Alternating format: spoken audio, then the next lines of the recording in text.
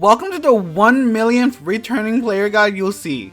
And trust me, you'll see thousands more as the years go by. But hopefully this video serves as a rule of thumb for the next time you take a break and then want to come back. If you're coming back for a new character, a fresh patch, or just out of curiosity, this guide will help you ease back in. But remember, it's just a guide and you don't actually have to listen to me. Coming back to a game after a long break can be a little bit overwhelming. Some players experience anxiety or even FOMO from all the content that they've missed. If the game has introduced too many new things, it can feel frustrating and even lead to quitting the game again. This video is here to help, giving you a clear starting point so you can jump back in, get back up to speed, and keep enjoying the game. If you stop playing for a maximum of 2 weeks, so 14 consecutive days, you'll unlock a special event called the Starlight Homecoming. This event offers various rewards for logging in and completing challenges. While these rewards are tempting, I recommend holding off on them for now and instead prioritizing on the story. If you play Starlight solely for the story, I recommend you check the Fate Atlas to ensure that you're experiencing everything in the right order. This will help you follow the narrative properly without the fear of skipping any important details. As you progress, the story will introduce you to new bosses which serve a great way to test your team's strength.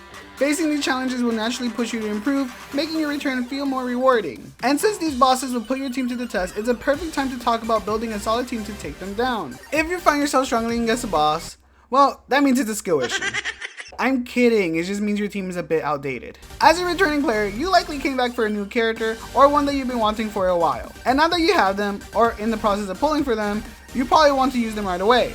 And to that I say, go for it. But make sure to focus on making them as strong as possible. You likely have a day's worth of Trailblaze power stored up, so you might want to use it wisely. Farm for essential materials, talent materials, and if you're feeling lucky, relics.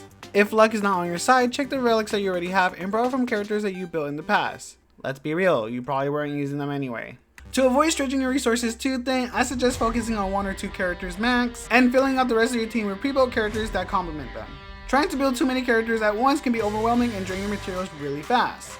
This is also the perfect time to check the Starlight Homecoming event for challenges you can complete, since most of them revolve around using Trailblaze power to farm materials, and the event itself gives bonus trace materials. It's an efficient way to build your characters while making progress in the event.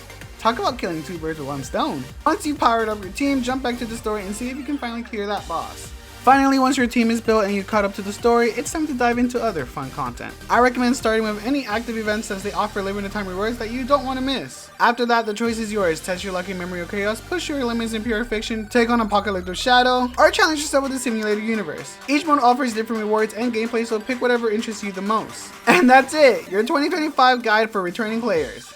If you decide to quit the game again for the 20th time, no worries, just come back to this video whenever you need a refresher. Let me know in the comments below if any of these tips help, and I'll see you next time.